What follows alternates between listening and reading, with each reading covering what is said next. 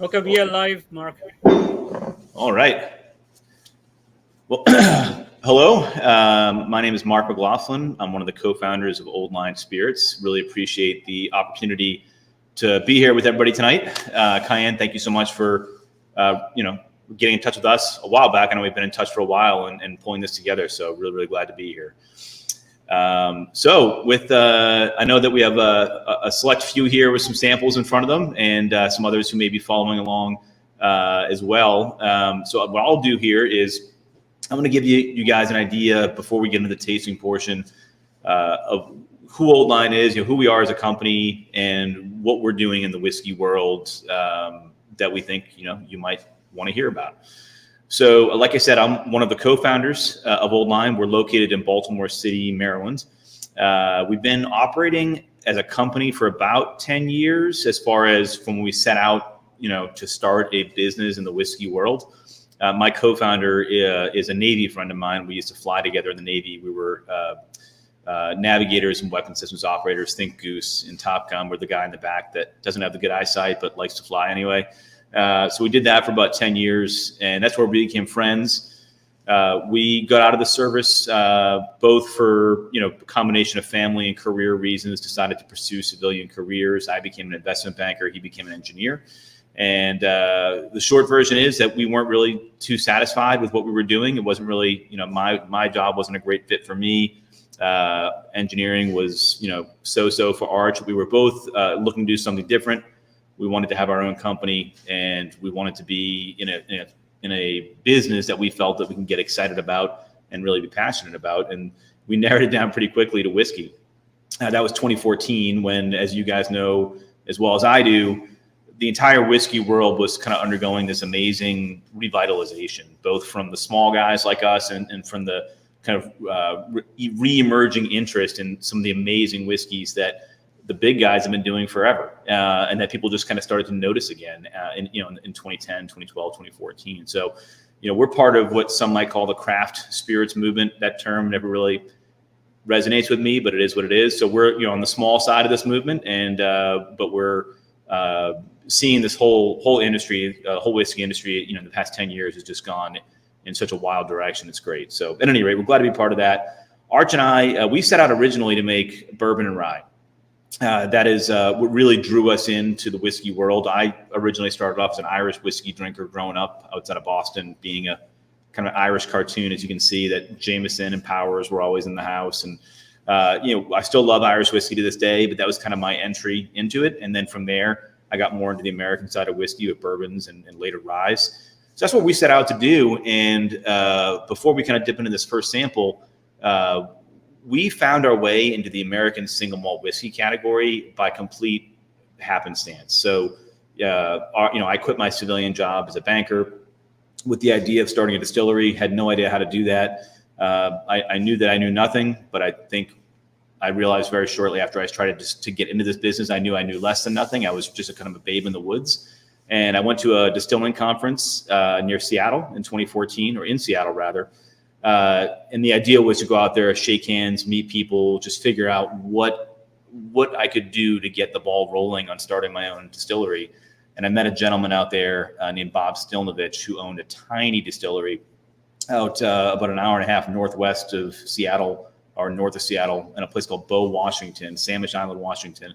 And Bob had a tiny distillery that he and his business partner / neighbor / friend had basically pulled together as a retirement hobby. It was in a barn on Bob's property, as small can be, 60-gallon open flame heated still, maybe 2,000 square feet, including barrel aging. So it was really a kind of a mom and pop, or a pop and pop, whatever you want to call it, operation to the extreme. And they were making this amazing whiskey, and they were making, as it turns out, American single malt. And by the reason I say, as it turns out, is they didn't set out, Bob and Jim, with this foresight of, hey, we want to venture into this new category that we think is going to be a big thing.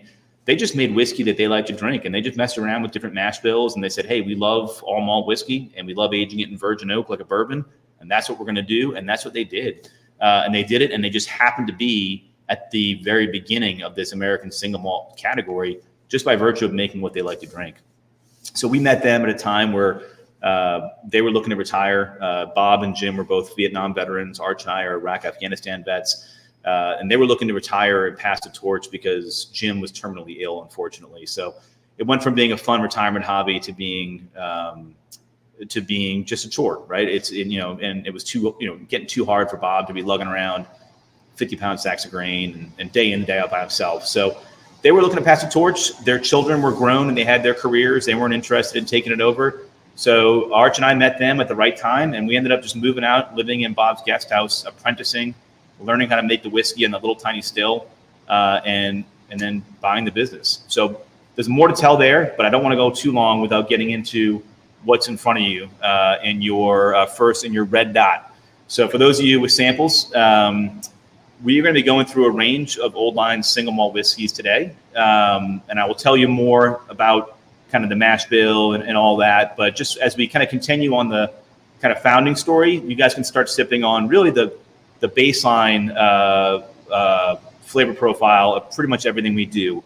And that is our American single malt whiskey, 95 proof. It's a flagship. I'll see if I can hold up the camera steady enough to see it. That's what the bottle looks like. So that's your first one you're sipping there. So I'll come back to this in more detail later. But the high level kind of God's eye view of what you're sipping and what we're trying to do is make a single malt whiskey that we think, in our opinion, draws on our favorite aspects of single malt Scotch and our favorite aspects of bourbon. So as far as a single malt Scotch, it's an American single malt. As you guys know, it's made with 100% malted barley. We tend to lean more towards non-peated malts, Arch and I. Not always, but that's kind of where our preference lies. So this is all non-peated malt. And it's double distilled and aged in number 4 char virgin oak.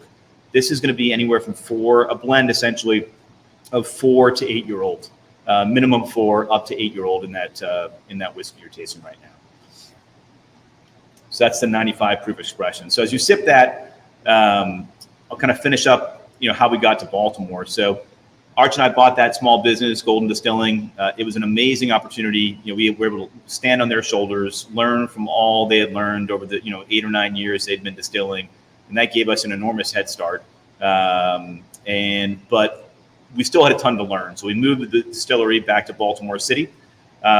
We ended up taking about 2.5 years to finally get open in the building that I'm sitting in right now, which is a lot longer than we anticipated. So we realized as this process of moving the distillery from the West Coast to here and expanding it was a much longer undertaking than we first envisioned. We hit a point where we had to figure out, well, we got to start making whiskey somewhere. And if we can't make it in Baltimore yet, where do we make it? And we'd already taken everything out of Washington State, so that wasn't an option anymore. So we ended up, we met a couple people out at Middle West Spirits. Ryan Lang, who's currently he's the owner and the founder. And at the time, he had a business partner. And we met them, and they were looking, I don't know if you guys know Middle West, they're out of Columbus, Ohio. And when we first met them, were recently distilling on a 300-gallon pot still. And they then were putting in a 48-inch Vendome copper still system with a 500-gallon pot associated or linked in with it, 6,000-gallon fermentation. So a much, much, much bigger operation than anything we'd ever touched. And they've since gotten a lot bigger. But they were looking for clients, at the time, a very few number of clients to help them basically finance that equipment by running production and doing contract production with them.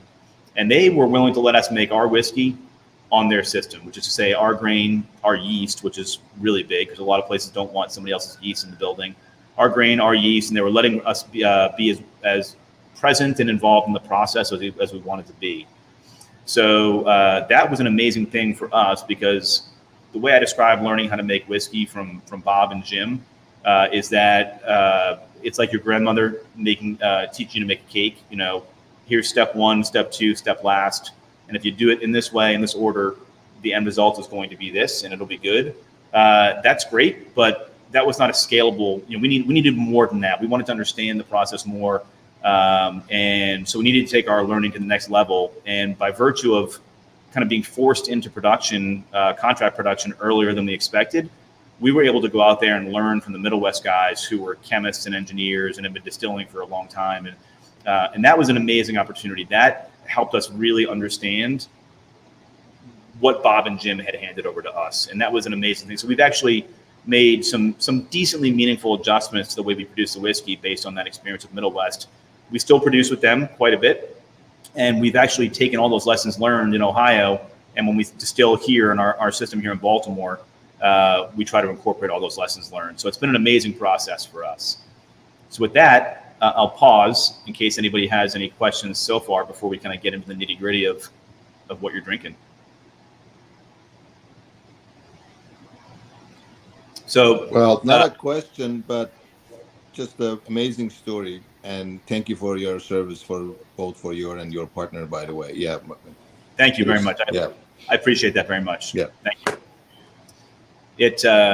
It's funny the guys that Arch and I didn't have all that much money to start this business, so we pulled together whatever we had, and we had to find investors. And the first, we have a larger investor involved, but before that, it was all just friends basically.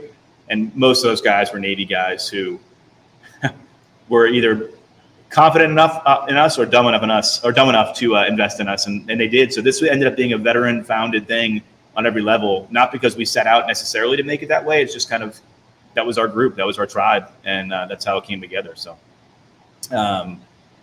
so with that, for the 95 proof here, as we sip through it. So this used to be, for any of you who are familiar with our brand from before the past year, maybe we had an older version of this white label, and that was 86 proof. The 86 proof was I think, a really, really nice whiskey. But we determined that our product, really in general, I think they sip below the number almost exclusively. Everything we do tends to sip about 10 points lower than the number on the bottle. It just goes down really easy.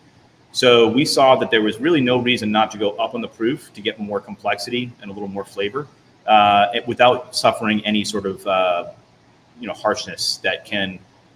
I wouldn't be worried about this group because you guys are whiskey drinkers, but in general, people who are less familiar with whiskey can be very sensitive to the bite. So we found that 95 proof, really, it drinks just as easy as the 86. So about a year ago, maybe a year and a half ago, whatever it was, we made a couple of transitions. We went from, Old Line had done in the past some small barrel aging.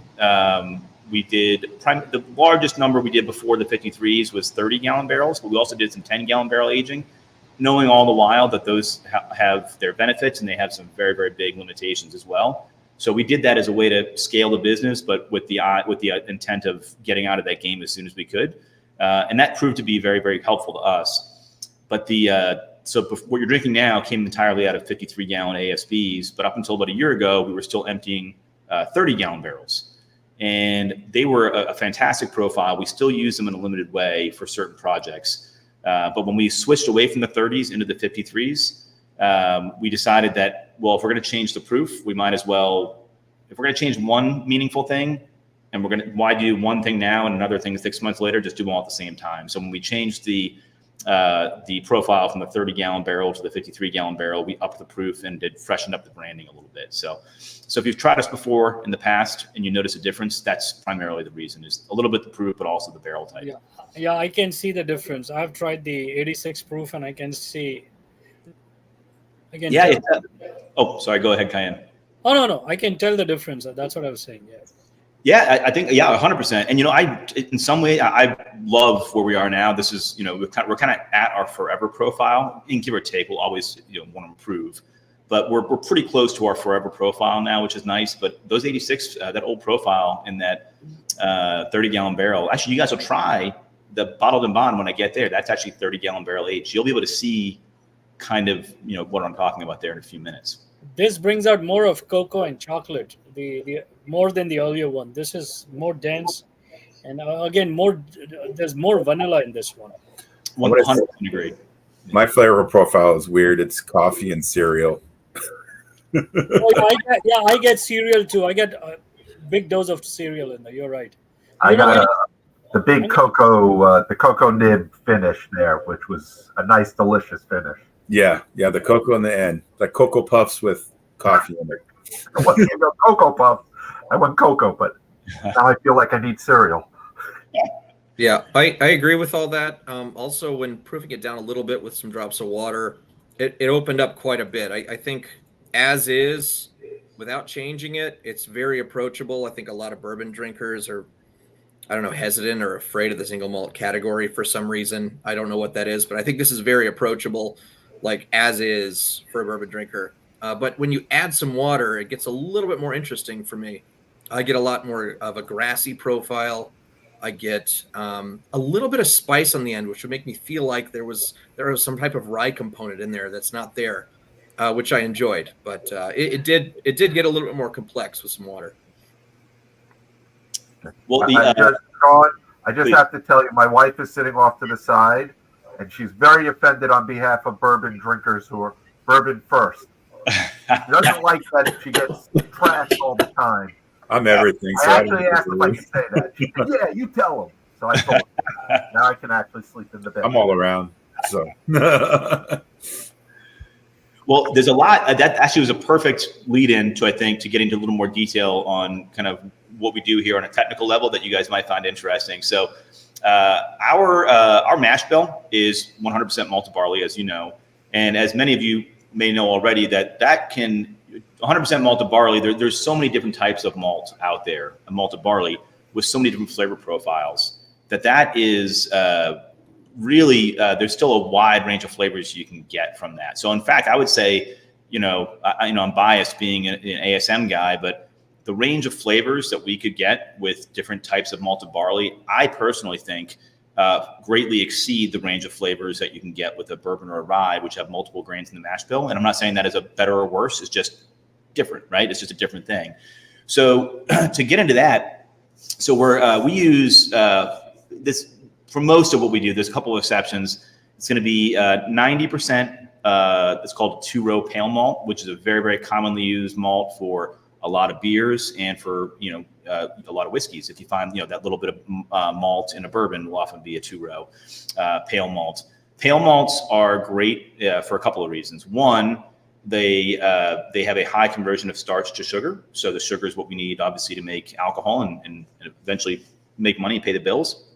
So that conversion of starch to sugar is important. And there's also a very, very pleasant baseline flavor, that kind of cereally character, the grain flavor, some of the sweetness, some stone fruits eventually kind of find their way after it's been distilled and aged a bit. So those things are, in my opinion, from the pale malt.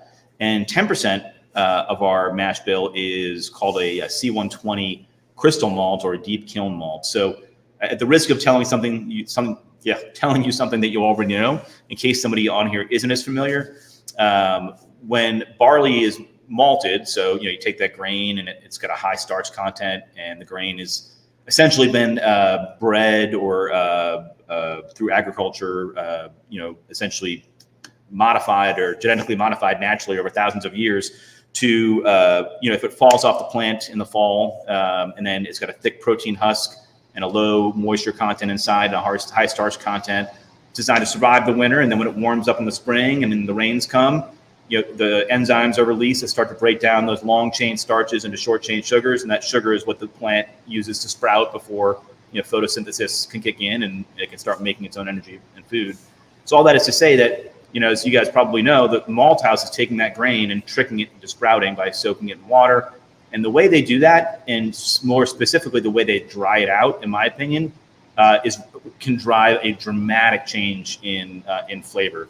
In fact, I thought I had some with me, but I'll look around in a minute if I can find some if I have a little break. But you can see the two different types of malt we use. They're very, very different in color. The pale malt is going to be kind of a light brown beige, and the C120 is going to be think of like when you think like a light roast coffee bean, almost like that color. Is probably a loose description. And if you were to take them and eat them before we grind them up and mash them, the pale malt to me tastes like grape nuts cereal. Think of grape nuts, like grainy, a little bit sweet, and then the C120 tastes like raisin bran flakes to me. So that grain was identical essentially before the malting process, and just that malting process gave them this really divergent paths as far as what they taste like. So that cocoa and coffee, Julius, that you're mentioning, I assume probably is kind of from the same place, Yeah. is largely driven by that C120. That 10% of our mash bill has a very, very outsized, in a good way, effect on what you taste in the whiskey, I think. So before I go on too long, let's go to number 2 here. We'll keep talking. So the next one will be the Navy Strength. That'll be a blue dot for those of you who have the samples in front of you there. So Navy Strength, as you guys probably know, is pretty common in the rum world. You see it in the gin world sometimes. I don't see it very often in the whiskey world. I mean, I'll see the 114 proof, Old Grandad 114 and things like that. But as far as the term Navy Strength, not a term that we see very often in the whiskey world. And the reason that we do it is and by the way, this is our label here for those of you who want to see it. The blue label here is our Navy Strength American Single Malt, 114 proof. I like that label. Thank you. It's my favorite label and frankly, my favorite whiskey we make. Spoiler alert. Although Arch's favorite is somewhere else in the lineup, so I'll let you guys tell me what you guys like the best. Same here. I have 2 in the reserves. I have 2 bottles there in the reserve. Oh, do you? This is your flagship amped up 114 times. I beg your pardon? This is your flagship amped up 114 times. Yep. It's flagship at 114 proof. So our old blue label that we used to have was our cask strength, which was a fantastic product. And we still have cask strength. But when we made all those changes I mentioned earlier, going from the 30 gallons to 53s, we did a little rebranding. We changed the proofs around a little bit. Arch and I decided for a couple of reasons that we wanted to change things up a little bit. For a long time, we'd wanted to have a single barrel cask strength program. I mean, we do barrel picks for stores and all that sort of thing all the time, but we wanted to have something that we could kind of like Four Roses does. They had that, the single barrel that any one of us can go without a store pick and go experience the kind of single barrel nature of Four Roses by buying that product for $40, $50, whatever it is. And we really like that. So we didn't want to have a regular cask strength that was kind of batched together and the single barrel. So we thought, hey, when Arch and I are drinking this cask strength anyway, 9 times out of 10, we're throwing an ice cube in it. I know some people hate that. We do it. So we figured we're probably going to be drinking this. It used to be 124. The cask strength is about 124. We're probably drinking this in the mid-1 anyway, which we felt was a really nice sweet spot for the whiskey. We're Navy guys, so the branding element's there. And if we move the cask strength, the blue label, from 124, 125 down to 114, now we've cleared up space in our portfolio for that single barrel cask strength. So it fulfilled a couple of things for us. So we still have cask strength. It's a black label that we don't have in front of us today. But the Navy strength has really been nice for us. It is, like I mentioned earlier, it's the favorite thing, my favorite thing that we make. This would be my personal, if I had to pick one product that we make for the rest of my life, this would hands down be it for me. And I just think the complexity is just elevated from the 95. So I know earlier we mentioned, cocoa notes were pretty prominent, some baking spice, coffee, vanilla, all those sorts of things. And the things that I think that are most prominent for me are going to be the cocoa and then some of those baking spices. And the reason for that, in my opinion, is that we use number 4 char barrels as opposed to number 3. And, the char level is going to have a number of different effects, not just how deeply the wood can be kind of penetrated and how much the charcoal filtration can happen and whatnot, but also different flavors are more prominent at different char levels. So on char number 3 is kind of where I think vanillas and things like that peak. We still certainly get those in the number 4 char, but number 4 char spicy notes are a bit more prominent. So I think it was to Sean's comment earlier, we hear all the time, hey, there's no rye in this at all, because that kind of bite, or spicy bite that it can have to it. And the explanation that me as a history major has, which is probably wrong, but is that there's a chemical in oak called, I think it's eugenol. And I put an asterisk next to that to make sure that I'm not making it up. But eugenol has that kind of like white pepper spice. And I think that shines a bit more in a number 4 char than it might in a number 3. So I think that's where that comes from. But also, things like nutmeg and cinnamon, the cinnamaldehyde is pretty prevalent. Sometimes I'll drink this and it'll taste so cinnamon forward. Other days my palate's different and I won't taste it very much at all. But those are really the most prominent things for me. And I think they all just come together really, really nicely at the 114.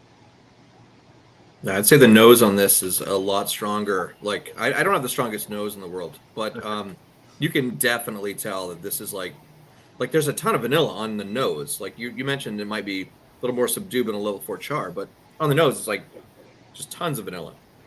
That was the question I had, Mark, when you named this the Navy, because I'm a big rum drinker as well. And on the nose, it has a distinct rum nose to it. Interesting. And from there, it's a sweet bomb. After when I start tasting it, it's a sweet cocoa bomb, like chocolate chip cookies and stuff. So. But what I like about this one is it ends on a spicy note. Oh yeah. I'm a high proof guy, so the spicy note to me I know is the proof. So it's like there's a little spice to it, but it gets some good heat. But I like the name because it's like I don't know if you ever heard, but in Florida they have a mixture of whiskey and rum, and this kind of has that close to that profile. But I forgot what it's called. But they do a mixture of that down there. Is that like a one distillery does it, or it's like a thing in Florida? I can get the bottle. Let me get the bottle and I'll show you. I'd love to see it because we actually, I don't want to derail myself too much, but we import really nice rum from the DR, and we've talked for years about doing that. But we just didn't are people going to understand? Oh no, it's amazing. I do that with my cigar. The whiskey, nice and rum. Yeah, I'll get the bottle. Yeah, I'd love to see it. Yeah. So am I in the minority? I'm getting a citrusy finish. I'm getting like lemon peel, orange peel finish. Is my palate just shot for the day for some reason, or? I mean, I know. Oh, sorry. Go ahead, Aaron. Oh no, I was going to say I was getting a kind of cooling sensation that made me think of mint on the back end. So and this is just my palate, I'd say that for the citrus, I don't get that as much. I mean, that doesn't mean it's not there, certainly, but on the fruit side, not today as much, but I get more stone fruit like nectarine, cherry, chocolate covered cherry, things like that. The mentholy note, I'm glad you mentioned that because once in a while somebody says that and it validates me because I remember years ago, one of our board members who unfortunately passed away, he's a great guy named Richard Wolf, and he was pretty well known in the industry. He used to run Sazerac as a general manager.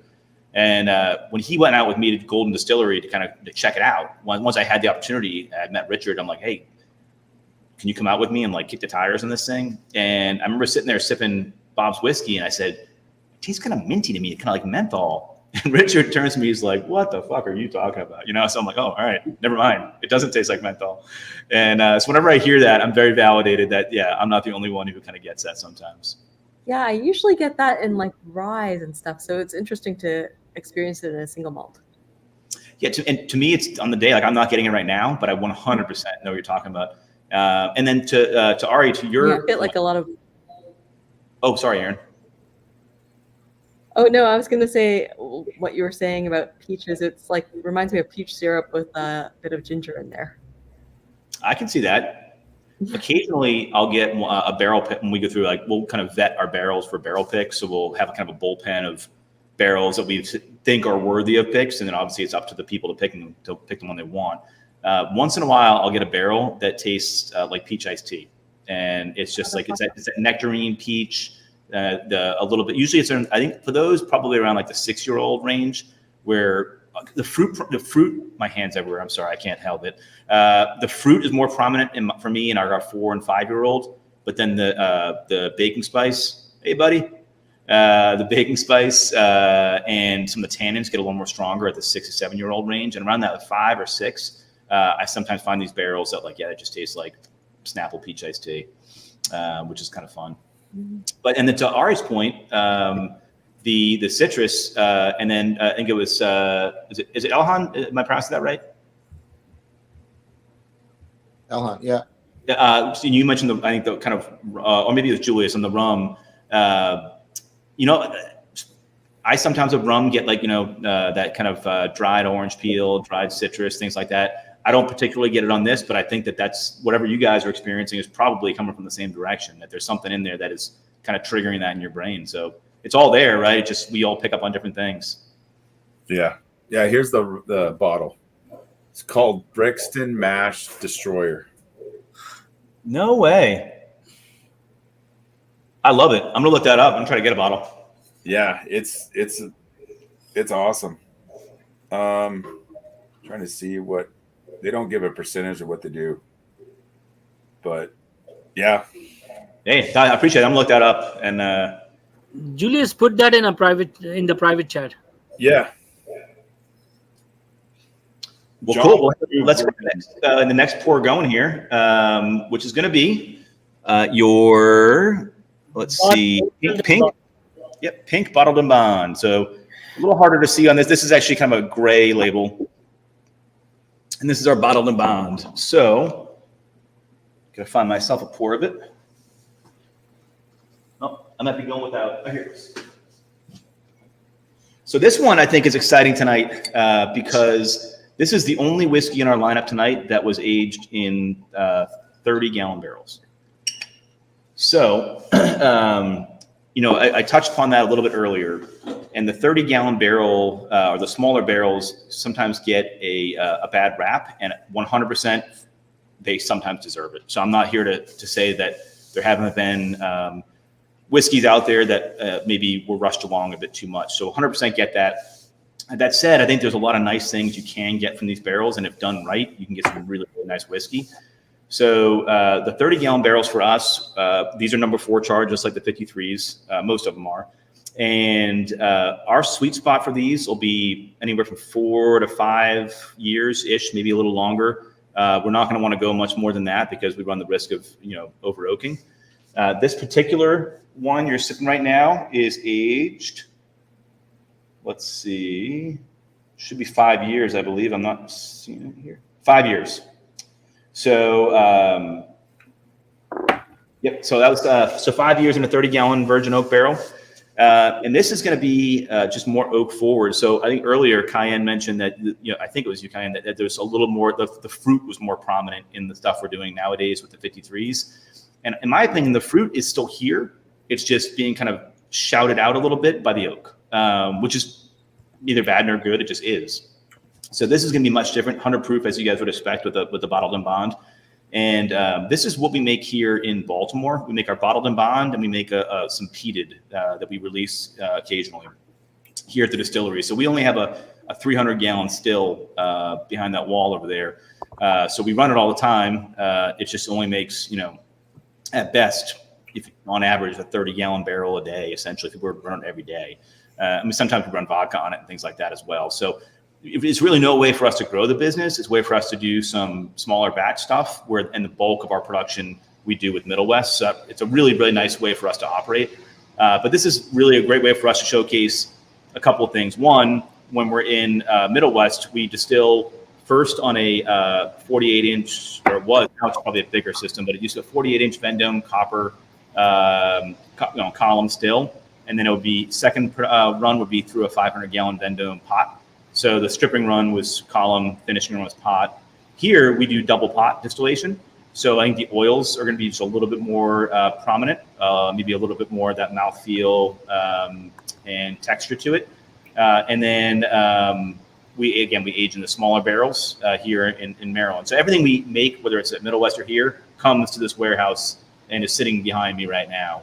So all of our aging happens here. It's a matter of just where it's distilled. But the bottled and bond, I think, is really, this is Arch's favorite. I mentioned my favorite is the Navy Strength. This is Arch's favorite. I agree with Arch. No, I like this one too. A lot of char. Sorry, Mark. I agree with Arch. This is delicious. Outgunned here, man. No, it's great. This is really soft. This is really soft, actually. And I think that if with the smaller barrels, one thing I think some people will hear, like if leading with you guys, are going to taste what you taste, and you're going to judge for yourself whether it's good or not. So other, in whiskey clubs, sometimes you have a broader group of people and they hear 30-gallon and they immediately write it off. And I think that if people try this first and then we tell them it's a 30-gallon, they're usually shocked because they really do like the character. Because those smaller barrels, they can be a punch in the face sometimes if you're not careful. And we have to be careful with them. But these, if done right, they can come up really good. Yeah, this surprisingly is very soft, and I've done my own small barrels, and sometimes they can be real pungent. So, We've over oaked. I don't know if you ever have, but over oaking it is. It's yeah, I've had it. I've done a mistake of that and going, I got to throw this out. I don't know if any of you cook, but I like to cook, and my oldest daughter loves gumbo, so I'll make gumbo a decent amount, and you make the roux, and everybody's saying like, don't burn the roux. I'm like, I don't know. Like, how do I know if I burn the roux? Like, you'll know when you do it. And one day I did it, and I'm like, okay, now I know. So over oaking is the same way. It's like once you see it, like, yeah, and you can't really blend that out very well. So you're testing this a lot, like consistently when it gets close. That you're pulling it a little bit to taste it, right? Yeah, we'll do more tastings as they get closer to maturity. And now we've dialed in pretty much, like we kind of know our comfort level on when we can kind of let things go. Of course, we're still going to monitor, maybe not every single barrel, but we'll do spot checks on several of a certain age to see how they're coming along. Is it a controlled environment, or is it? Great question. So and I'm actually glad you asked that because I didn't touch on that earlier. One of the, I'm going to answer that in a really roundabout way, so I apologize, but it's just probably more informational this way. So as a single malt, the big part of what we do that's the Scotch style is the malted barley, right? Malted barley, but once you get past that, we do almost everything in a much more American bourbon style production. So several examples. One would be, we do double pot still distillation here in Baltimore like the Scots do, but in Ohio we don't. In Scotland, a single malt has to be produced only in a pot still. So in Ohio, we're doing things already differently from that first distillation run. We're doing grain-on fermentation and distillation as opposed to the Scots, who are usually louder and take the grain out. The reason that the Scots often do that is if you leave the grain in all the way, you can, in theory, get some off-putting tannicky notes, which we were very cautious about experimenting with this because we used to louder, and we found that we could actually do it this way, more like the bourbon style production, get a better yield, and we've yet to see any negative experience. So there's already things we're doing that are much more in the bourbon style, not just the fact that we're aging in new oak, but when you get to the oak, virgin oak, and we're doing pretty much ambient temperature for our warehouse. When I say pretty much, I mean that we do have a wet sprinkler system, so we can't let it freeze in there. So typically the temperature in the winter in the warehouse, if it gets below 39, we start to get a little worried and turn some heaters on, just enough to keep the pipes from freezing, and then we'll let it get as hot as it can get in the summer. It's concrete and cinder block construction, and we can only stack 3 pallets of ASBs high. So it's not like a rick house where we have 80 feet, for the heat. So we embrace the ambient temperature, but the ambient temperatures in our place will go from 37 to 95, not from 15 to 130 like a rick house could. If that probably over answers your question, but there it is. No, I get that. I understand what you're coming from on that one. So you're kind of controlling it to get that same flavor profile, but not to an extent to like make it over. Like you're just trying to keep it. I'd say we're not controlling it.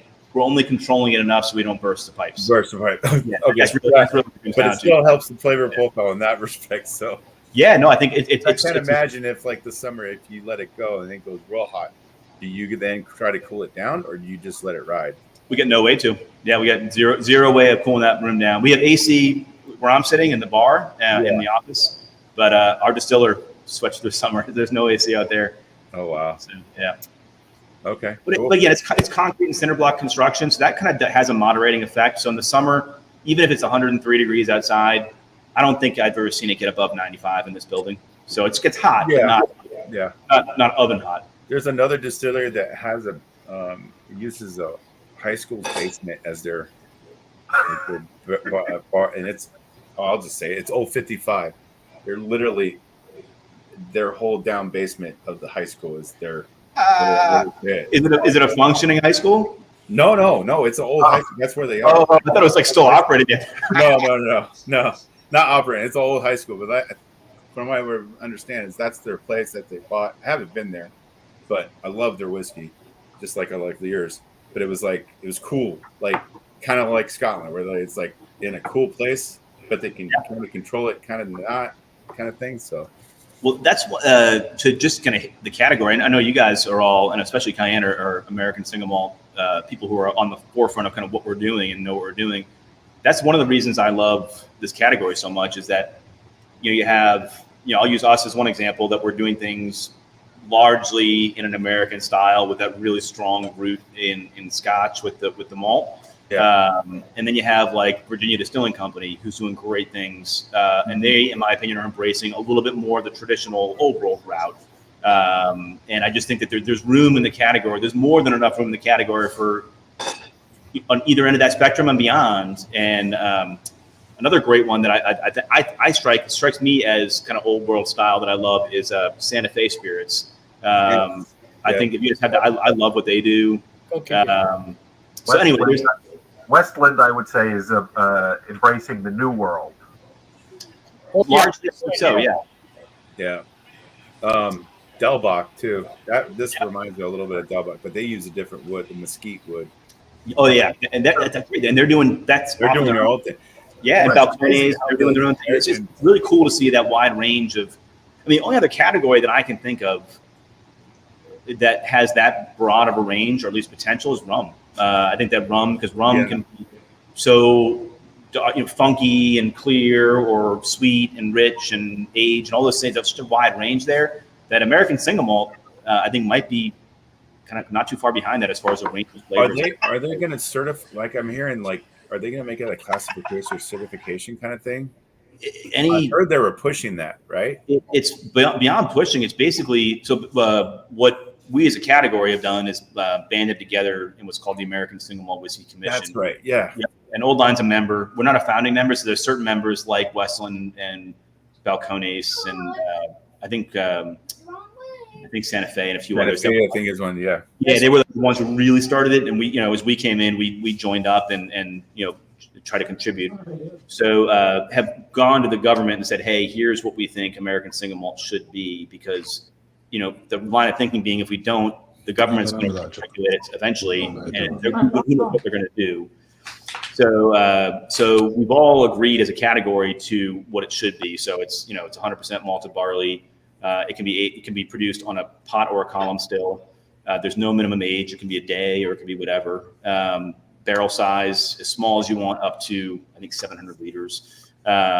Things like that. So there's a lot new or used oak. So there's a very it's a clearly defined category, but with a lot of room for companies to take it in different directions. So to that point, we've gone to the government, we being the category, and the government has essentially agreed to, yes, this makes sense to us, and we're just waiting on that final stamp. Nice. Approval, which we've been waiting on for a year, maybe. So it could be, I mean, it's one of those things where it could happen tomorrow and I wouldn't be shocked, or it can happen in 5 years and I wouldn't be shocked. So it's frustrating, but you can't fight City Hall. Well, they still got 1930 laws going on still. So in Utah, they still got them. Yeah, I believe it. Yeah. And, but it's all we can do is, see what happens. Yeah. Keep on. You use your category. So when you guys do tasting awards, do they have like your guys' category? And so the category right now, it's a great question.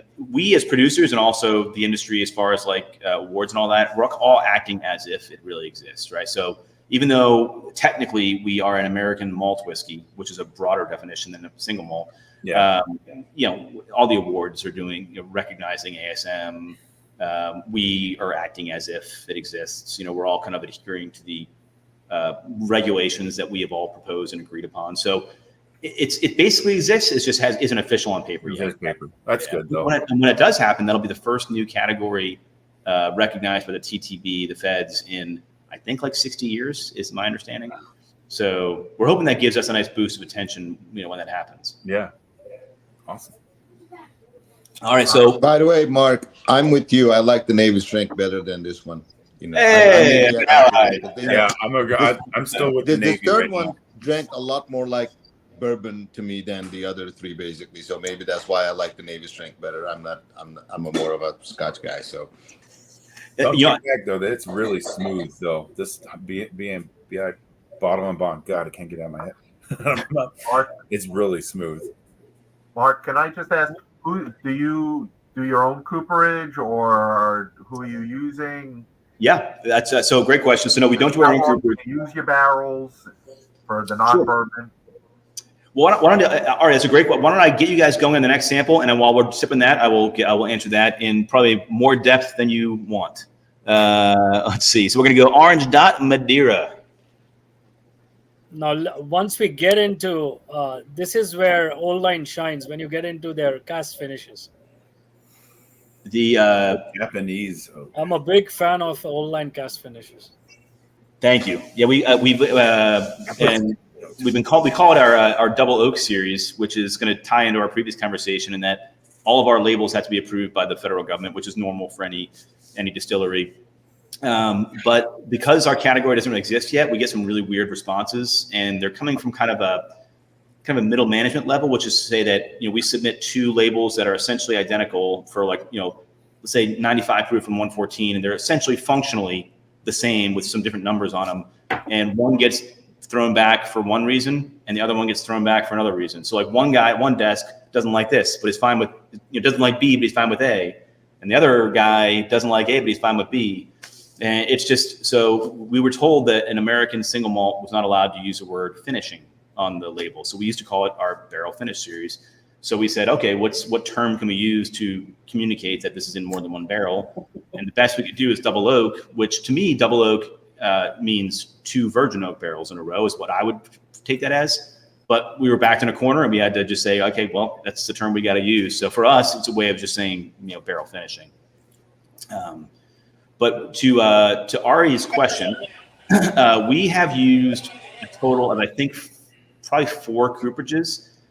Primarily, most of what we do in our 53-gallon ASBs comes from a place called Speyside Cooperage in Ohio. So they're a Scottish company, as you can imagine from the name. And as I understand it, they have this new cooperage, well, A, to make money as a cooperage, but also they will take in barrels from their customers and then send them to Scotland for making scotch. So we started working with them because that's who Middle West uses. And we get really good pricing on the barrels, and the quality has been fantastic. We've also used Kelvin Cooperage out of, I think, Frankfort, Kentucky.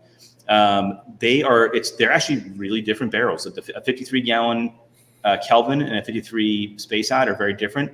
I think these Kelvins to me have a little more spice and a little more tannins. They're just great barrels for different reasons. When you go to the smaller barrels, there's certain cooperages that specialize in those. So the place we've used for the 30s is called the Barrel Mill, and they're out of Minnesota, and they're fantastic. We also used a place called Black Swan for a bit. Barrel Mill was a better fit for us, so we focused on them. And what they essentially do, as I understand it, is if I'm a cooper and I make only 53-gallon barrels, I need a certain amount of wood that is really unblemished, essentially, or doesn't have any flaws in it. And if I don't have that length, I got to get rid of it. So the small cooperages will buy that otherwise kind of waste wood from the big cooperages, but they can just chop off the bad part, and now they get what they need for a 30 or a 10 or whatever. So that's what the smaller guys focus on.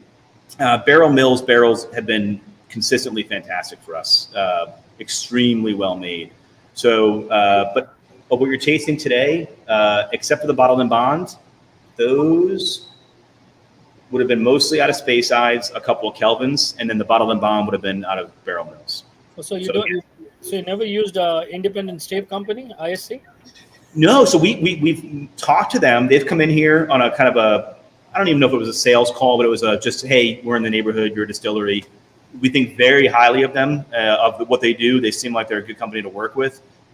We were already established with our existing relationships, and at the time we met Independent Stave, probably 2-3 years ago, their message was a very polite, hey, even if you want to work together, like we don't have the capacity for it, So that was the message at the time, and it wasn't a bad thing. That was them just being forthright.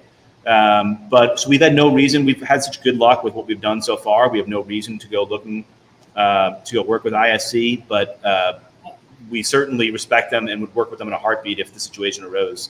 If we couldn't get barrels from Speyside, we'd certainly go asking for them because they do what they do very, very well. Are you very particular about yard seasoning and how long it's yard seasoned or something like that, or you're not? That's a better question for Arch. The short answer is not really. I mean, we know that the product that we're getting from Speyside is seasoned and then kiln dried. I don't know how many Arch might know if it's, for 12, 24, 36 months for the seasoning. I don't know. Arch may. But we do know that the consistency of what we do get for Speyside, right now, it's almost one of those things where like we don't want to mess with it. So even if I don't think we would change a thing, honestly, if we had, if we didn't have to. The reason I say is the bottle and bond felt like it was yard season for a shorter period. I could feel the greeny, I could feel the vegetal notes, which I know I'm very sensitive to vegetal notes. So I was like, I can get that grainy, green grassy. Interesting. I've never made the connection in my mind between that flavor profile and this. And I'm really glad you mentioned that because I want to learn more about that. I never made that connection in my mind between that grassy. A lot of people. I mean, we put it to aging and all, but all of that notes are from the barrel, and the less the barrel. I mean, that's why I'm very sensitive to Jack Daniels because they use very short yard seasoning. That's why you don't see many Jack Daniels on my counter, only because the vegetal note just puts. I mean, it kind of blanks me out. It's like one explanation that I've gotten for that characteristic in some whiskeys, and maybe I'm conflating two different things here, is when I get grassy green apple, things like that, which I know you didn't say green apple, I'm just kind of putting that out of my head. Sometimes a hot fermentation, I think, can give some of those notes. Now, I don't know if it's exactly what you're saying, but a fermentation that gets a little bit too hot and the yeast gets stressed, some of those, I'm blanking on the chemical name, but can I think come out and also cause some of that grassy note. That's interesting. One thing I'll send to you, Cayenne. Oh, go ahead. Credit. No, I have a bottle. I ordered bottle and bond from when you first started online orders. Bottle bond was one of the first things I ordered, along with my Navy strength, because I love Navy strength. So, no, to your credit, what I like is the grassiness is overpowered by the brandy-like feel. I don't know if anyone got brandy. I felt like I was sipping on brandy when I was drinking bottle and bond. I got that brandy feel. I was like, I mean, that kind of masked the grassiness, but the grassiness was the initial, the fourth time was grassiness, but when I finished the drink, I felt I was having a brandy or something. Mark, how old are these? Are these like you said 4 to 8 kind of blend, right? The bottle and bond was 5 years, and then the Navy and the 95 were a blend of 4, 5, 6, 7, and 8. Because when I get green note, I call it a green note kind of thing. It's like when those young bourbon or young single malt, you kind of get a grain or green note to it, like it's young. So sure. I didn't get that from these, in my opinion. Like everyone's in their own flavor profile, but like these seem longer than the green note for me. So, one thing that thank you, and one thing that I'll dig it up and I'll send it to you, Cayenne, is I found a couple of years ago, it was probably 8 years ago, I found a dude at, I want to say it was Michigan State, in the whatever department. He was getting his PhD and whatever, and he did I guess a dissertation or whatever on small barrel aging in whiskey. And it's really, and some of the stuff my eyes go blurry and I don't understand it, but I kind of find the parts that I can't understand and read them. And that, you might find that an interesting read because that part ties it a lot to what you're saying. So I'll try to dig that up and email it to you if you want to. It's fun to dig through, just have a drink in your hand, watch TV, scroll through your laptop and read it for, a couple minutes. It's fun. Mark, you have a question from Akiba. He wants to know if you're in NC, North Carolina yet. We are not in North Carolina. We can, via our third party, via our website, we can ship to North Carolina, but we are not sold in the North Carolina state stores. The only states that we are on the shelves will be Maryland, DC, Delaware, New Jersey, New York, and Massachusetts. Those are the states where we actually have distribution. And we will expand in the future, but right now we're focusing on really kind of building the brand in those markets. Third party directly through your website then? Directly through our website. If you click on you want to buy a bottle, it will take you to the third party website, but it really will feel like you're still on the Old Line website. But the transaction will be fulfilled via a store in DC. Yeah, I usually order from your third party. Yeah, it's been great. They've been a great partner. We've been really happy to be able to reach people in different parts of the country. So Yeah, it's I think it's flat shipping of like $20 with up to a case, which I think it might even be a 12-pack case. So it's like, one bottle, 20, can be a little annoying, but if you do two, now you're 90% a bottle. So it really does a 2 or 3 bottles of shipping starts to get pretty manageable. Yeah, I usually order in 2 or 3s. And I think shipping takes care of my taxes. I'll need help because Utah probably won't allow me to. So you got to call it barbecue sauce or yeah. something. I think Utah might be on the bad list for us. If you go to our website, it'll say we can ship. Oh no, I get everything outside of Utah. So, Mark, I'm your neighbor in Virginia, and I'm irritated because this is sexy and I want it. And it's not happening in Virginia, and that's just too bad. Virginia shipping wise, we can, but in the ABC stores we can't. But shipping wise, Virginia is on the good list actually. Surprisingly, yeah. So yes, we're not. Where in Virginia are you? North side near DC actually. I was in Fairfax a couple of days ago. My in-laws are out. I live in Fairfax. Hey, there we go. Oh, nice. Yeah. Well, hey, if I have to mule something out to you sometime, let me know. Well, this is fantastic. What Cayenne said, where this is where you come into your own. I can see that because you get a hint of that Madeira on the nose and the way that it sort of dances on your palate when you actually take that sip. I'm into this. This is fantastic.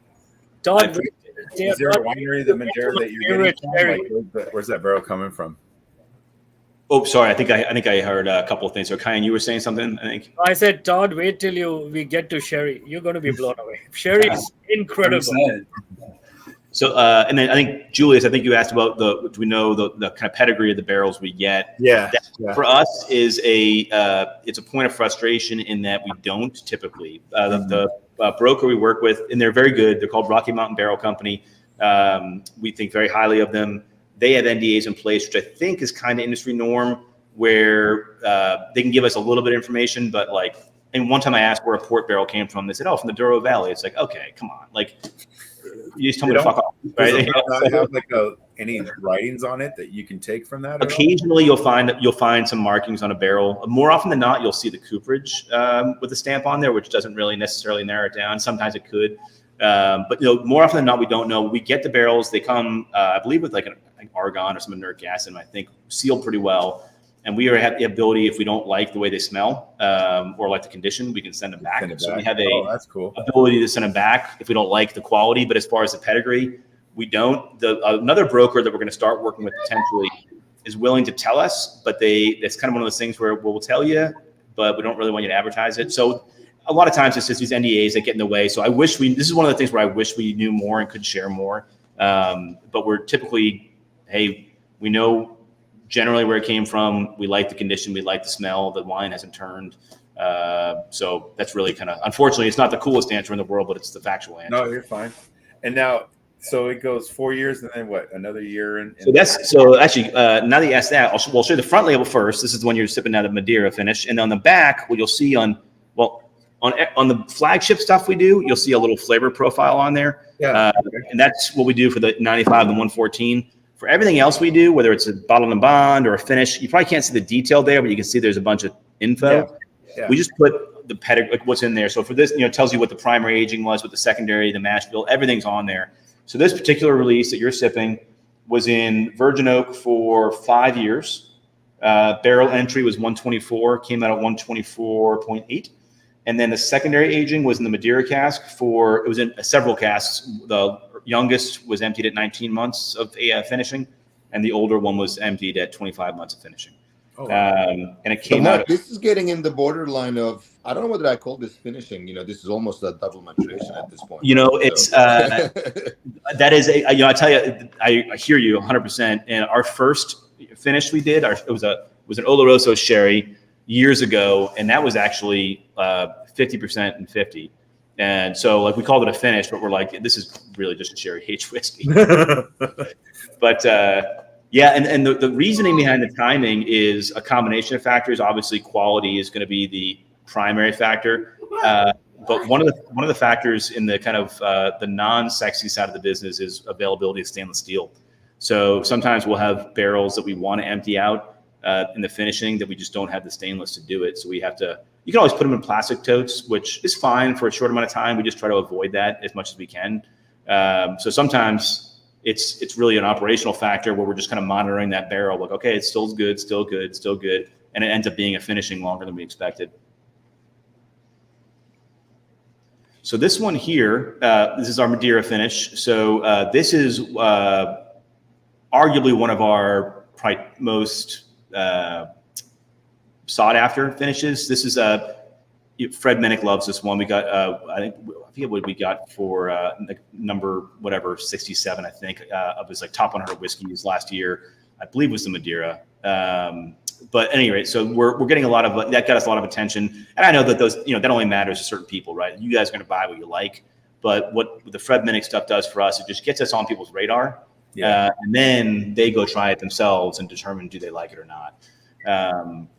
So our finishes, in my opinion, are not subtle. They're not really designed to be, but we also don't want to be a punch in the face. And so we don't want it to be a Madeira bomb, but we do want it to be very, very noticeable to you as a consumer that exactly what it is. And, our kind of whole mantra is bold stories, bold spirits. So, we're not going to be too subtle about these things, but we also are very, very conscious of not being a caricature, where you feel like you're tasting Madeira poured into a barrel or something. So it's that kind of fine line by being prominently finished, but also not being too much. And I think we balance that line pretty well. When we do our finishing, there's really the age-old question for anybody who does a finish is when you get that barrel and it's still wet, what do you do? Do you empty out the residual wine or do you not?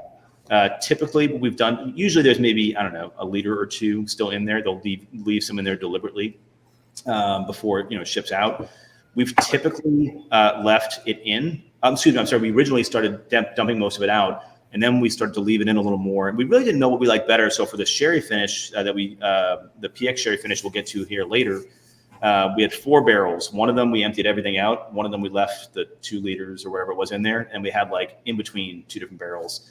And the barrel that I think we liked the best, the barrel that I liked the best, and I think Arch did too, was the one that we had emptied everything out.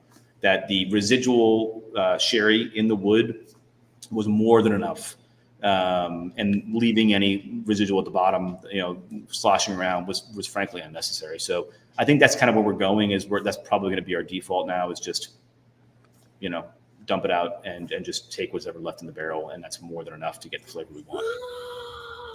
This Madeira, it reminded me, I don't know if anybody had Japanese whiskey, but this reminded me of that, like the flavor profile, really nuttiness, and then that has like a hint of that wine and sweetness to it. So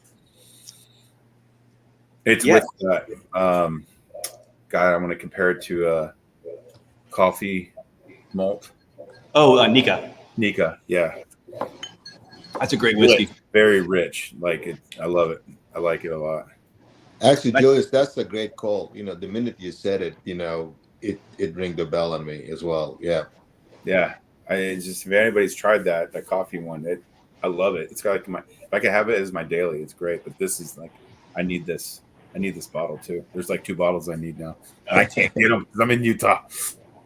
Yeah, I need more too. It was finished before you started talking about it. It's that good. It's so easy to drink. It's delicious. Like it just goes down. Thank you. Thank you very much. This is why I wasn't willing to commit to the first 3 that we tried as my favorites. Well, I'm glad. I appreciate the feedback. It's we're very proud of it, and this one will be recurring. We will always do Madeira with our barrel finishes in the past couple of years. We've been, as a company, been very careful about experimenting and trying new things, but not trying to do too many. You can only do so many things well. So it's in the net balance of we want to figure out what finishes work the best for our whiskey, and also which ones are the most, frankly, marketable, because we are a company that needs to eventually make a profit. So a good example of that is like Sauterne. That's been one of our best finishes and one of the most well-received. However, commercially, outside of the realm of people who really know whiskey or really know wine, It's not a very well-known finish. And so we've determined, like, we're not sure if that's going to make its way into kind of the forever lineup, even though it's one of our favorite to drink. It might be kind of a limited edition thing moving forward, because I just don't know if the market's kind of ready for it.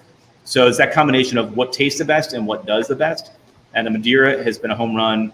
The port, which we're up to next here, I'm gonna hear your comments on it before I say anything, because it's cool in a different way, I think. And then the sherry is like Cayenne said, that's kind of our tried and true. It's a home run. But with that, let's go on. I have a question, or question and a half. Yeah. One, first of all, I love Sauterne casks, and I think they work really well with peated whiskeys, like lightly or peated whiskey. I think Sauterne, like some of the Kilhomans that I had and Sauterne finishes are like one of the best ones. So I know you guys don't do any peated one, but maybe something that you may want to try or experiment. I think Sauterne works really well with that. But my question is more, as in the category of American single malt, I think you need to educate the market a little bit, right? Especially in the, what it is. And you have all these very cool, interesting wine finishes. And to me, that's like a secondary additional education to the market, what it is and all of that. What's your thoughts on that? Are you guys struggle with that, or it helps, just to have these extra finishes? Like, how's the perception on that? That's a great question. I could go on for half an hour on that, but to succinctly kind of get to the core of what I feel about that question, I'll say that 100% education is our biggest hill to climb as a category. It's getting better every year, but how many people said, "Oh, you're making Scotch"? Like, well, no, we're not in Scotland, and we're an American company, and we're doing American single malt. Oh no, you're making Scotch. Like, and people just they already have a preconceived notion about what it is. And to somebody else's point earlier, how many bourbon drinkers, I think it was Sean said that, how many bourbon drinkers just don't think they like malt whiskeys. And then I think that's not the case. I think they don't like what they've tried, but there's a whole world of malt whiskeys, whether it's American or Scotch or Australian or Japanese, that they could find that they would probably love.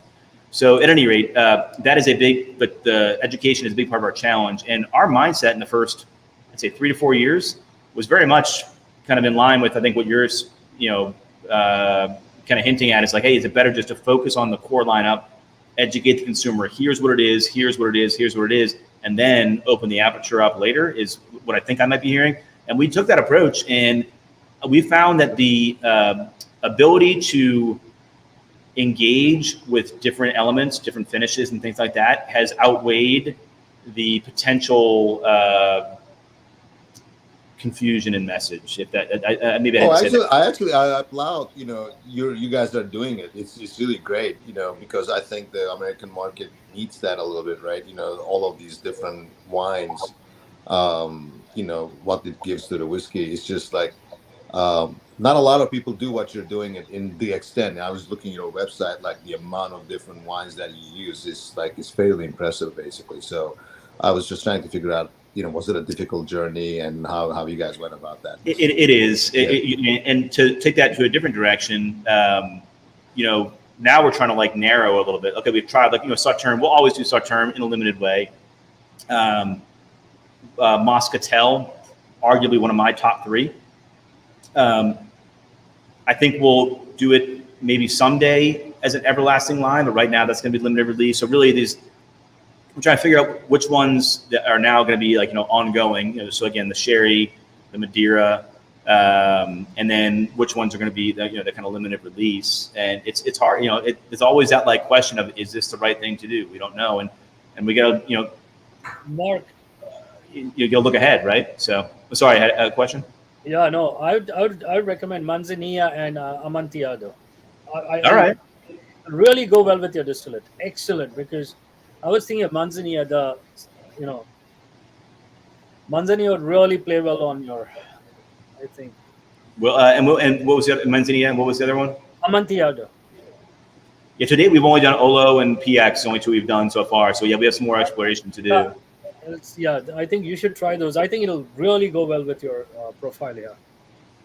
Well, I think some of these finishes may be a good way to attract not the American drinkers not familiar with the single malt, but single malt Scotch drinkers that are more, hesitant about the American single malt, right? Just so I think that may be the other angle that I think that will Oh be yeah, helpful. totally. I think you're 100% right. Yeah. Now, with the challenge, one of the challenges there on the tracking the single malt Scotch drinker, and again, I speak in generalities. The average maybe moderately educated Scotch consumer, not a person who's really into it, is that so heavily focused on age statement that we're not at an insurmountable disadvantage at this point in time with putting out 4s, 5s, and 8s. But it is certainly in many Scotch consumers like, oh, if it's not a 12 or above or a 15, I don't want to drink it. Just like many bourbon consumers are like, well, if it's malt, I don't want to drink it, right? So there's that, there's kind of those battles on both sides. But I agree that I think the finishes do lend themselves a little bit more to opening up to the Scotch drinker. Aaron, I think I keep stepping on you. Oh, I'm sorry. Did you have a question? Mark, with the world opening up, I think age statement no longer holds true. I mean, look at Bruichladdich. Bruichladdich is completely squashed the whole age.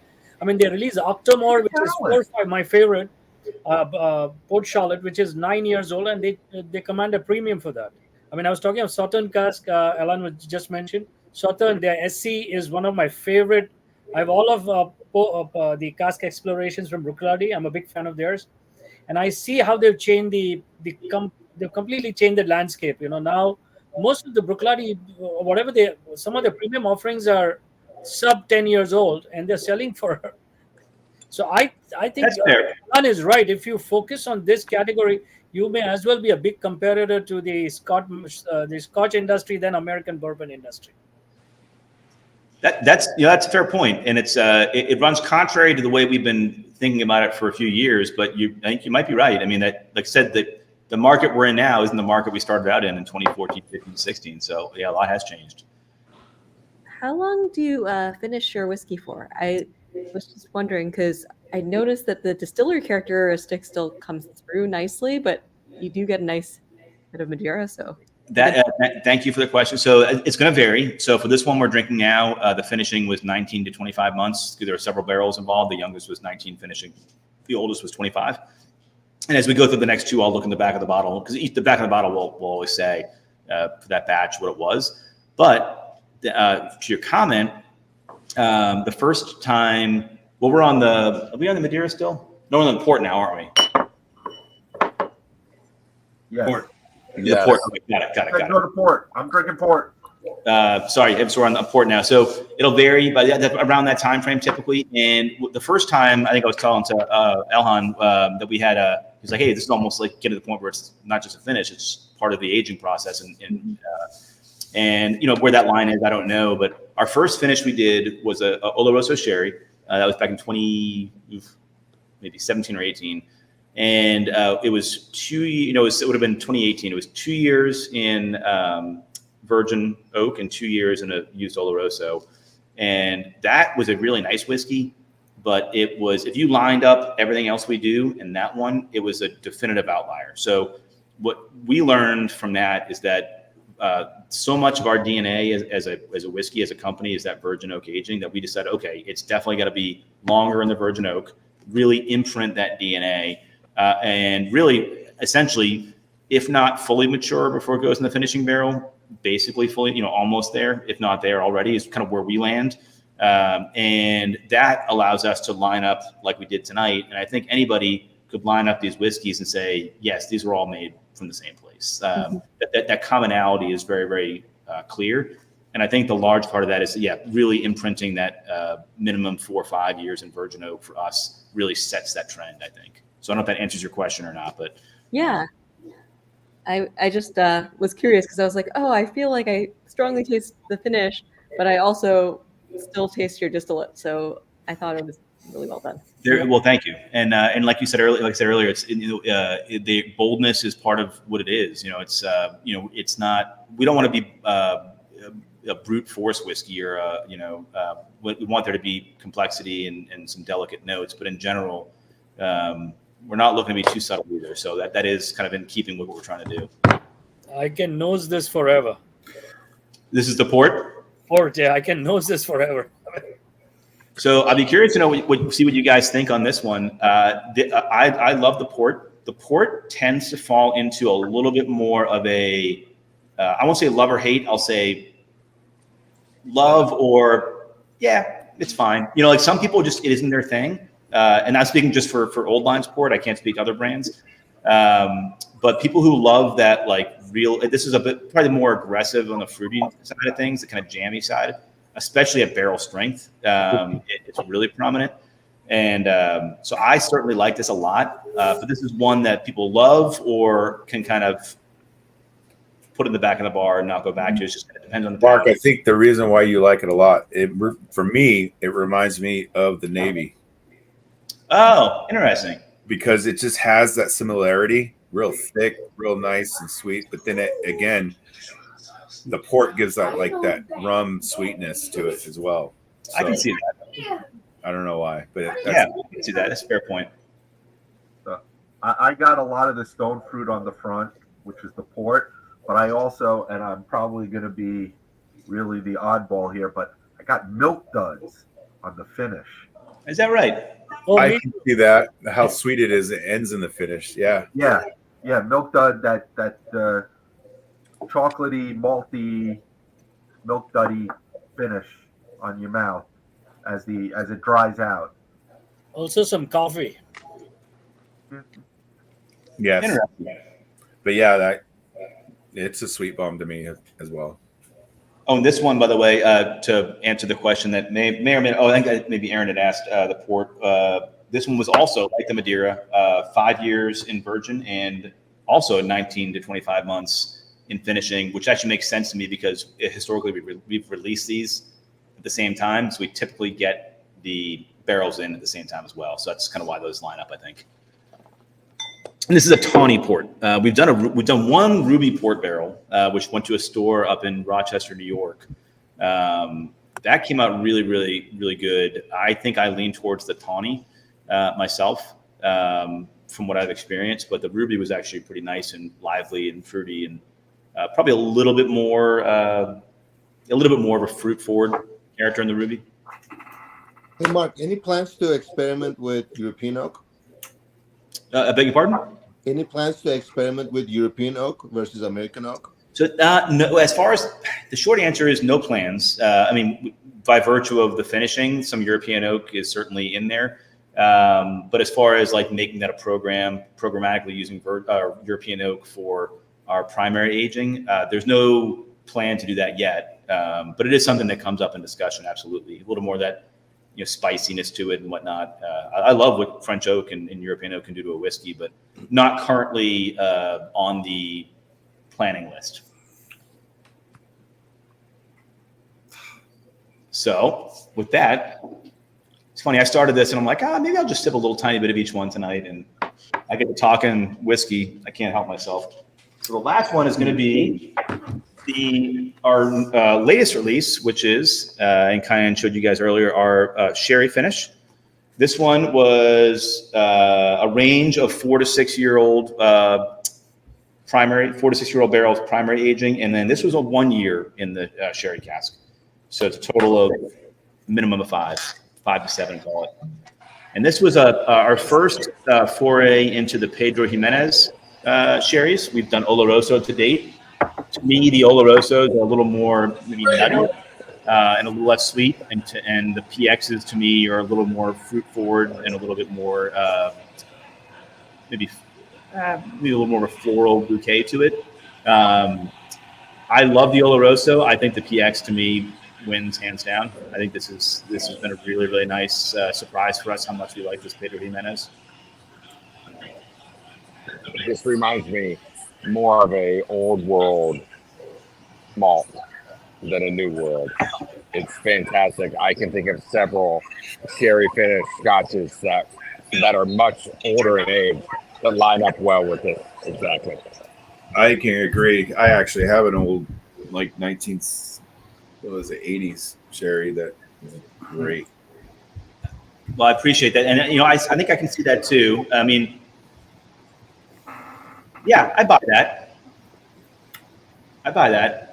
It's something of, I don't know what it is with our whiskey, but the sweeter wine finishes do really well. Like you know, sometimes, like not really this one right now to me, but sometimes it'll taste almost like holiday fruitcake. You know, it's just that like malty, molassesy, you know, stone fruit, you know, that sort of thing, a raisiny character, and something about it just does really, really well.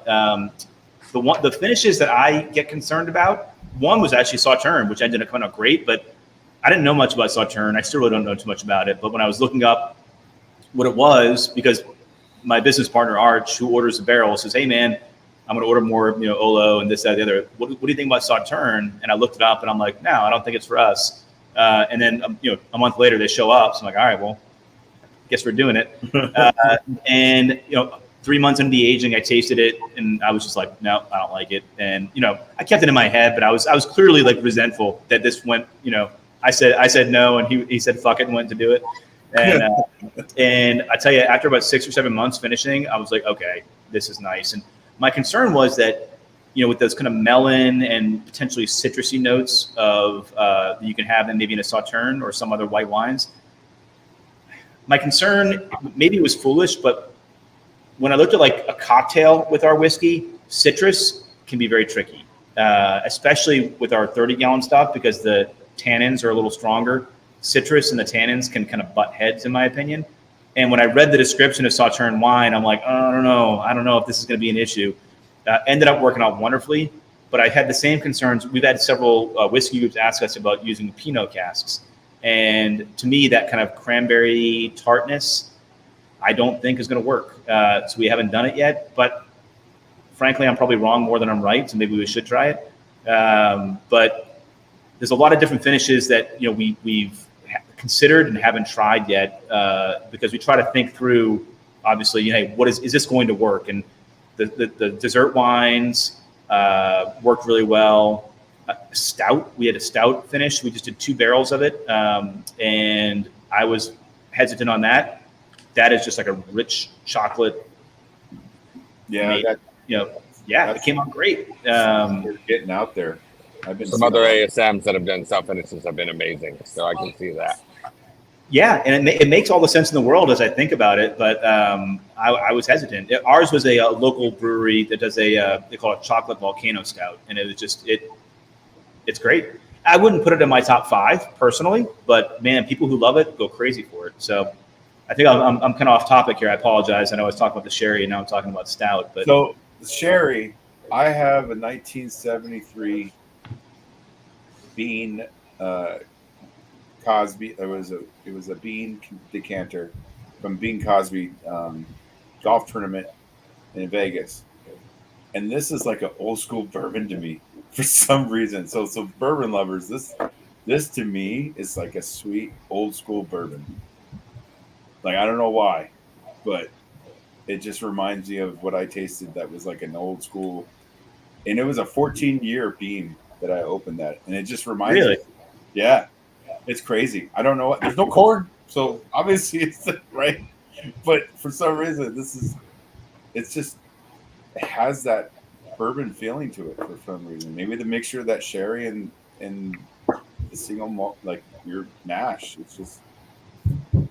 Well, it's everyone's to their own, so that this is my own. and it's probably a testament to the fact that we are, you know, straddling those 2 categories, and you know, each person's going to pick up on different things, and it's part of the fun of it. I've never had anything close to that, and it's like, it's weird because I think back in the 70s, they're different oak, different, and they're older trees.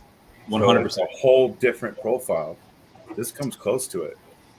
That's kind words. I appreciate that. It's and that's a whole the oak discussion is a whole other thing that, like, it's wild. Like, you look at a typical stave essentially now versus what they were harvesting back then. It was like an older wood, so like night and day. Yeah. And I can't say it's not as good now. I don't know. I don't know what's better or worse, but it's definitely different. You can't argue that.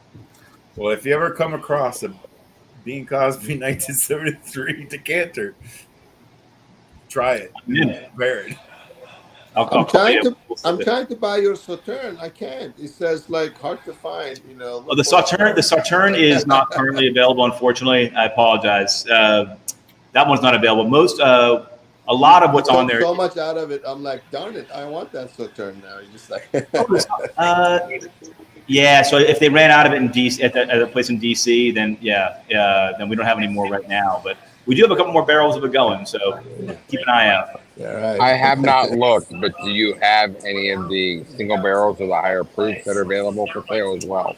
Single barrel, actually, if you give me, I think I think there's literally, no kidding, one bottle left of our single. I think as of like maybe yesterday on the website of our last single barrel. I can look in a sec here. I don't want to get too distracted, but yes, I think it was barrel like 180031. It was actually one that our whiskey club picked. And it was a 30-gallon barrel. Actually, we gave them 5 barrels or 4 or 5 barrels, all of which were 53s, except for that one 30-gallon barrel. And they heavily chose that 30-gallon barrel, which wasn't my favorite, but wasn't my choice. And it's been a really big hit. There you go, Mark. If you find that one. No way. That's a cool looking bottle too. Yeah. Man. 33rd Bing's Cosby, Vegas, and it was, if you can see that. Oh, that's awesome. 175 months. I found this for $25 at a Utah garage sale, estate sale. You're kidding me. And I got 2 more that it was her granddad that was like, I need to get rid of them. I'm like, sweet. I'll take them. That's awesome. I love. I'm glad you drank one too, because that's what it's there for, right? Drink it, taste it. I opened it up right away, and it was like, this is not the bourbon that we're tasting now. Like, it's a complete different story. Yeah, nothing can compare it until now. I was like, holy cow, this is close to it. That's awesome. Yeah, I'll keep an eye on it. I don't know if I'll ever see it because it's probably you might have the last 3 bottles that exist. No, I think there's a pretty good amount. I think they did a pretty good out there. I mean, you can find a bunch of turkeys, wild turkeys as well. But I'm always on the hunt for them because those old school ones, Dusties, are amazing when you open them. Yeah, they're harder to find these days. I mean, there's a lot of eyes out looking for them. Yeah. So, yeah, but they don't open them. They're more of the collectors that will sit there and then have to pay. Oh yeah, I drink almost everything. To my detriment possibly, but like, you know what, like I want to drink it. Yeah, I have about 400 bottles and they're half open. They're all almost open. Okay, so Julius, what's your pick of the evening? I gotta go with the Navy. That was the 114. Elan? I really like the Madeira. I like the little salinity and that brings, with the wine and that I think Madeira is my favorite. Todd? Sure, this is Harry? terrible, dude. I think I'm going to go with Madeira also. Those stone fruits really were prominent, but like Eric said, your distillate really came through also. So it was a nice blend of those flavors. Thank you. Sean? Give me the sherry, the Joseph Magnus cigar blend killer. Akiba? Yeah, so I just ordered the single barrel, but I think the sherry was the winner of the night. Absolutely. It just reminded me so much of what I love everywhere out there. Aaron? Thank you. I really like the Madeira as well, and the Navy was the second for me. Oh, for me, sherry and Navy tie. Hey. And Port close second. It's I appreciate the feedback. This is very, very proud of what we do and always appreciative that anybody is willing to sit with us and talk with us and taste with us, and really appreciate everybody being here. And for those who aren't sipping right now, if anybody does want to get a bottle, we try to keep the pricing is very reasonable. Most of what we do is between 45 and 65 retail, which for a malt is hard to do because malt's expensive, but we really try to put it into that price range where a lot of consumers who used to spend in that range, now everything's getting priced out to the stratosphere. we're trying to kind of put it where we think it should be in the long run. So if anybody wants to try it, it's available online, and I know we'll be doing this again here soon, Cayenne. But this is thanks for letting me tap dance around. Probably answered some questions in a longer manner than you might have wanted. But I appreciate the ability to be here with you guys. Oh, wait, we need to get in a word from Todd. Todd, what's your top pick? My top pick, I love the truth in menu and all of the finished products. They are walking that line of being bold and in your face, telling the truth of what they are, but still speaking about who you guys are as a distillery. Pretty fantastic stuff. The sherry, the finish just won't stop. It's amazing how long it goes on and how pleasant it is. The texture of that one specifically is driving me mad. I really, really enjoy that. But I did like all three of those finishes a good bit, but I have to say the sherry probably stands out the most to me. Thank you. So, Mark, you have it. Sherry is the winner of the evening. Well, I thought it was a tie. No, it was a Sherry one. Oh no, with Todd leading Sherry, we have 4-3. I will say, thank you for introducing us to another American single malt. I've become huge fans of Westward and Westland, and there's just so much variety that's out there in the country. And I love the fact that you bring a fresh, new kind of profile to the category. And I'm very happy to enjoy you guys tonight, and I appreciate everything. Yeah, thank you. I heard the place ordered for 3 bottles. So well, thank you, and I hope you enjoy every bit of it. Cheyenne, you need to help me get a bottle to Utah if you can. Can I ask a question? What Sure. would it be like if we were to come out to visit? Oh, great question. Yeah, so right now we're open on Fridays and Saturdays. We do tours on Saturdays, and we have a full cocktail bar. So if you have friends with you who maybe aren't, in every group, maybe not everybody drinks whiskey. We sell beer and wine as well. That's so Saturday's a day to come really see the place. That said, anybody who is visiting Baltimore, if they reach out to us if they have my info, which Cayenne has, or our info and say, hey, I'm going to be in town on a Tuesday. I know you're not open, but can I come by? We do our utmost to accommodate that. So never let the hours dissuade you from reaching out, because anybody who's willing to come see our place, we appreciate, especially people we've met already, but even if not. So Fridays and Saturdays are the times we're open, but always reach out if you're in Baltimore, and love to show you around. But yeah, we get a full bar, tours, outdoor area. It's a fun little spot in a gritty part of Baltimore. Yeah, now that the COVID is behind us, I think we, at least me, Sean, and Elan, we may plan a drive together. Oh, please do, and please let us know, because we would want to make sure that I want to be there myself to host you guys. So please do let us know that you're coming. Oh, sure.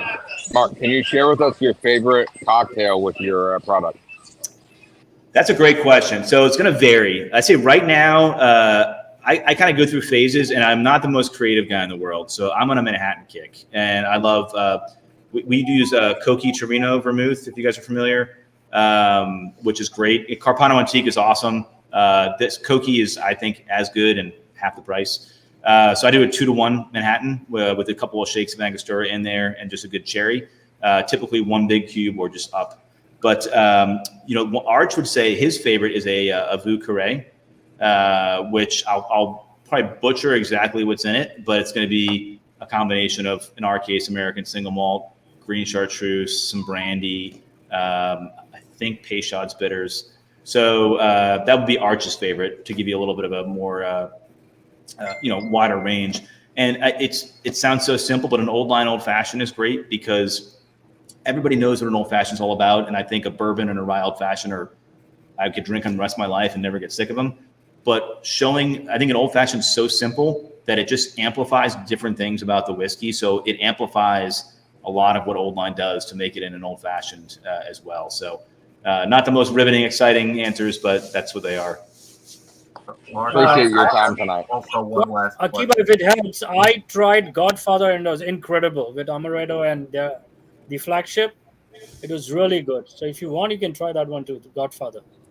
I love amaretto, and it's funny. In a similar vein, kind of. There's one of our. Well, you know Jeff Lickman, Cayenne. Jeff brought down. Jeff. He brought down. He works with us, and he's a great guy. And he brought down a pistachio liqueur from Pennsylvania, and he could tell it was whatever it was, 2-to-1, just ASM 95 and the pistachio liqueur, whatever it was. It blew my mind. It was awesome. So that kind of nutty sweetness, like you mentioned, amaretto, it does really well as well. Mark. Anyway, Mark, thank you for having us. Thank you, everybody. I'll end the stream, but we can carry on. I'll end the stream. Thank you. So, Mark, I just have one question for you.